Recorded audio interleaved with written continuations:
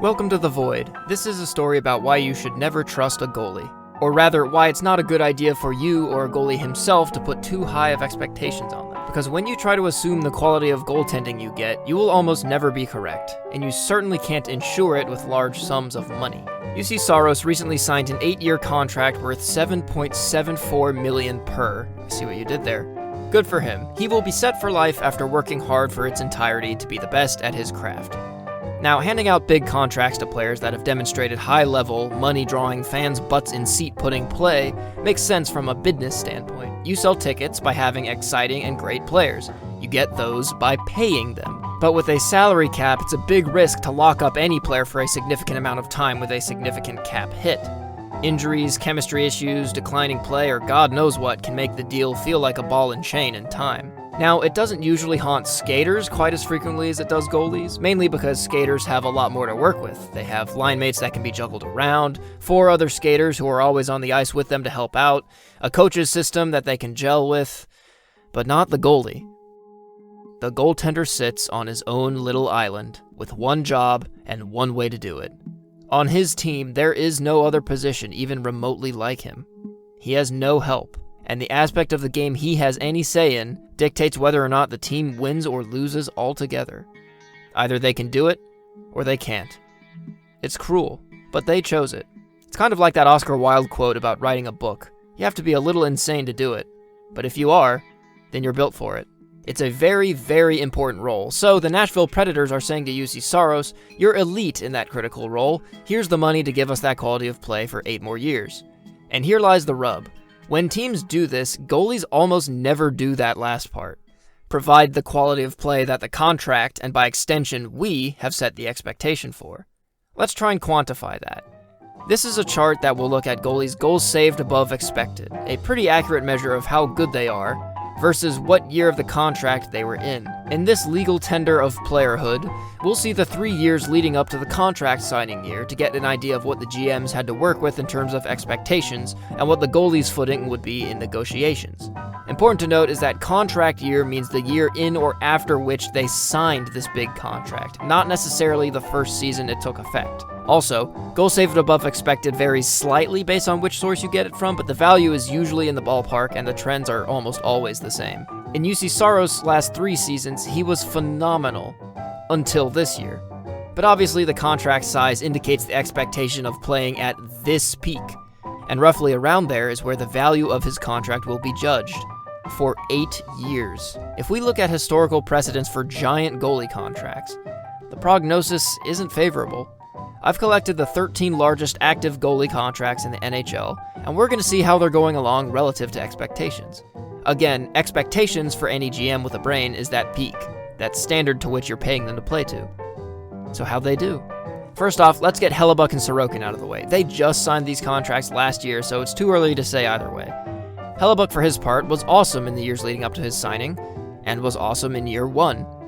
Ilya Sorokin had an awesome trajectory in his career leading up to the contract as well.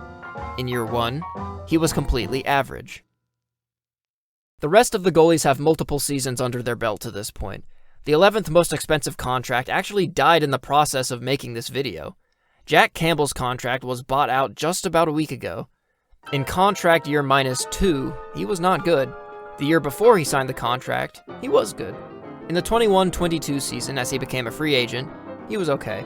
Last year, the first with his new contract, he was bad. And this last year, he didn't even play enough to have a rating. Great start, but you could easily argue that given his track record, giving him that contract was a mistake from the top, and GMs should have known it was a big risk. And that's fair. Sometimes GMs just bungle their job and feel like being generous with their cap room. Goalies are far from the only ones who deserve scrutiny. An equally sized contract belonged to Robin Lehner. Lehner's trajectory prior to signing his contract at the end of the 2019-20 season was almost identical to Campbell's.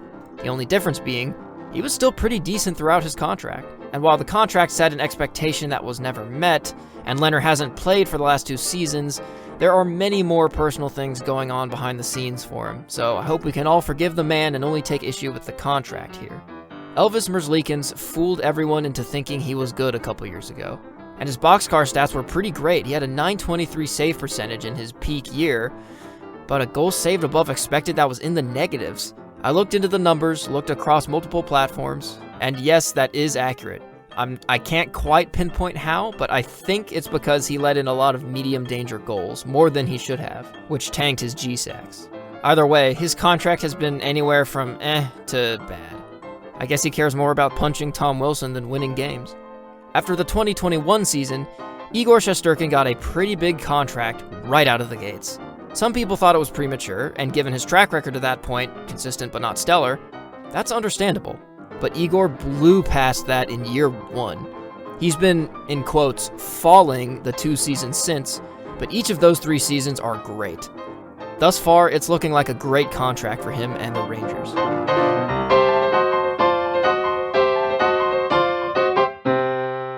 Philip Grubauer's making about $6 million against the cap, with his signing following the 2021 season. His prior numbers were meh, with an uptick in that same season, and he proceeded to have one of the worst seasons a goalie has ever had post-lockout. It was brutal. It was also a total misrepresentation of how good a goalie he actually is. He quickly rose back to basically even the next year, and this past year was subpar. He's come close to meeting the peak we all saw at contract, but that's not that high of a peak. It wouldn't be too big of a deal, but the contract. After the bubble playoffs, Jacob Markstrom got his own bag for $6 million flat against the cap. And once again, in recent memory, there wasn't that much for him to write home about. He was below average to average in the 3 years preceding his new contract. And in its first year, he did not play like a $6 million goalie. And then he did. And then he didn't. And then he did. What will he be next year? Nobody knows. But I do know New Jersey coughed up a first-round pick to get him, and he'll count $6 million against their cap. Only time will tell if it's worth it.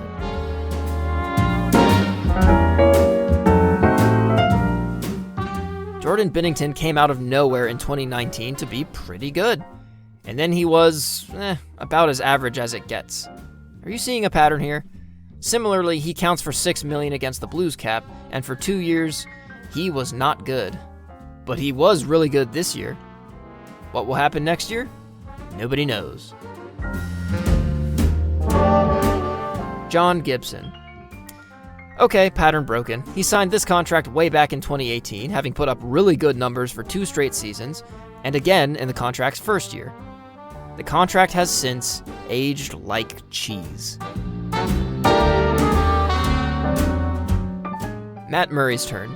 A bridge-like deal he signed with the Penguins expired after the bubble, and Ottawa threw a bajillion dollars at him. His peak in this window was never above 1.4, and in the 2020 season, it was his worst. And even that modest peak of 1.4 GSAX was barely met one season down the line, at 3.2, but now he just got bought out for a league minimum contract and may not see that much time in the NHL this year, if any. I like Matt Murray. He seems like a great guy. It's unfortunate that the contract a general manager was willing to give him placed an unfair expectation.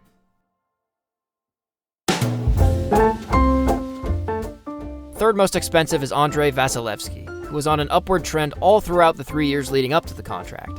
And ladies and gentlemen, Vasilevsky is doing just as fantastically as the Lightning hoped he would. This past year he came back down to earth, but A, it could just be a blip, and B, he's still done better than every other goalie mentioned thus far. Unfortunately, that's where the good news ends. His countryman Sergei Bobrovsky signed a massive $80 million back in the summer of 2019 after his stint with the Blue Jackets ended. And while he did deserve fat stacks for how he was playing, $80 million is a lot, nearly the most expensive goalie contract ever. And the year he signed it, he put up minimum wage numbers. And again the next year. The Panthers became a genuine powerhouse in 2022, and it's thanks largely to his resurgence to an elite goalie. He was just pretty good last year, and then this past season as a Stanley Cup champion, he was pretty great. So his contract is looking better, and many would say that a Stanley Cup win makes every contract worth it, no matter how precarious it's turned out. Maybe they're right. Maybe they'll think differently in a few years. And finally, the most expensive contract on the book belongs to none other than the illustrious Carey Price, who, like a few goalies on this list, also had things to deal with beyond hockey that were larger than hockey. He was amazing, as we all know, and then he wasn't, but largely through no fault of himself. He hasn't played the last 4 years of his contract.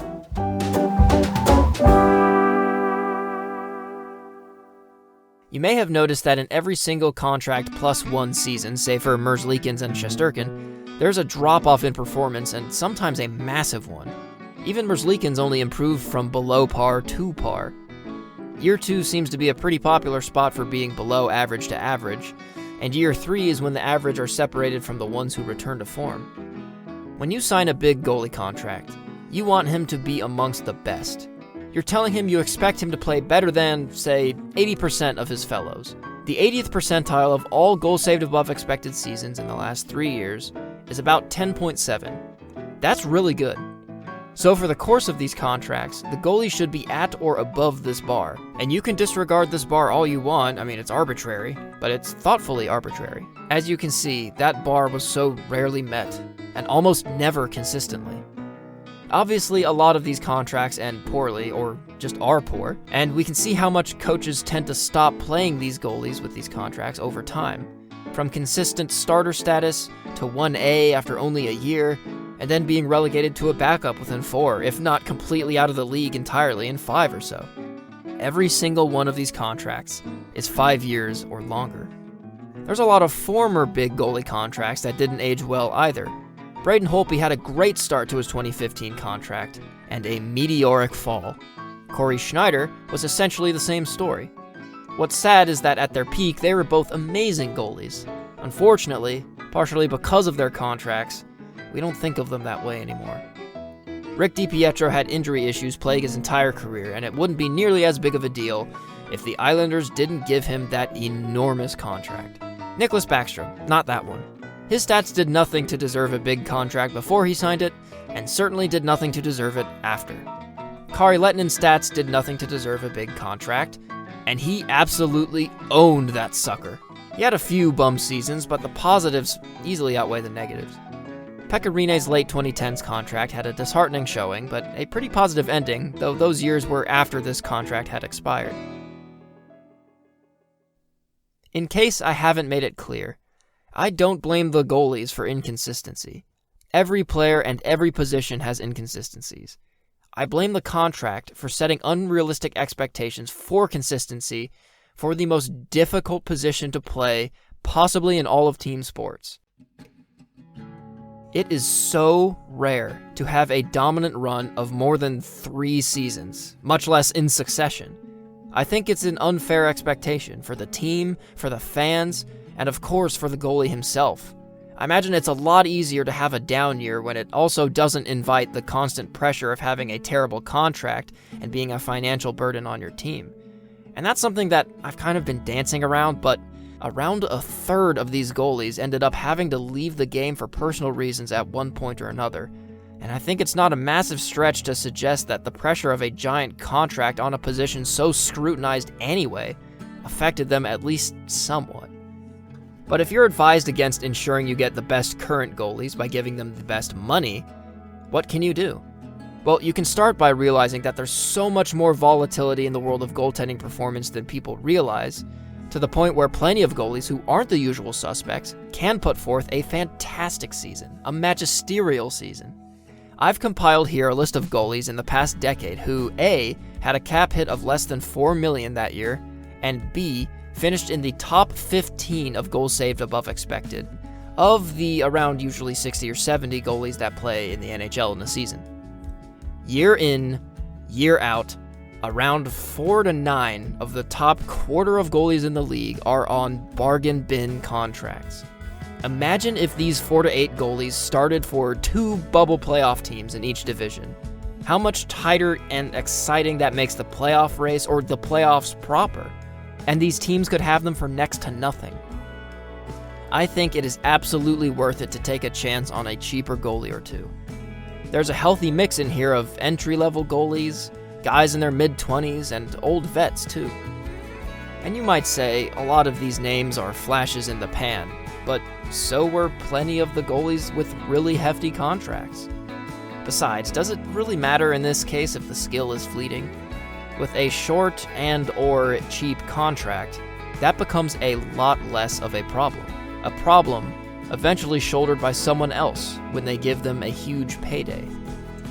I can't say that signing goalies on the cheaper side gets you better goaltending than signing the marquee names, because there's not much correlation for either, but it is an intelligent cap decision, because you may very well find a great season from someone in the bargain bin you took a chance on, who's trying to prove themselves.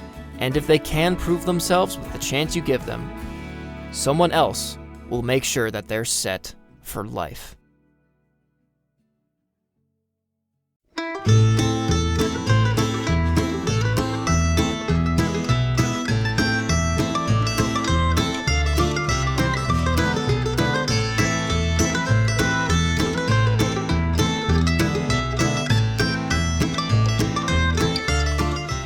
A heartfelt thank you to every last one of you for watching, especially my patrons Jules, Jacob Keefe, Infernos Gaming, Steely Dan 32, Stuckmund, Sky Shiver, Pylon Zin, Ethan Johnson, Amazing Kook 143, and Eric Sheldon.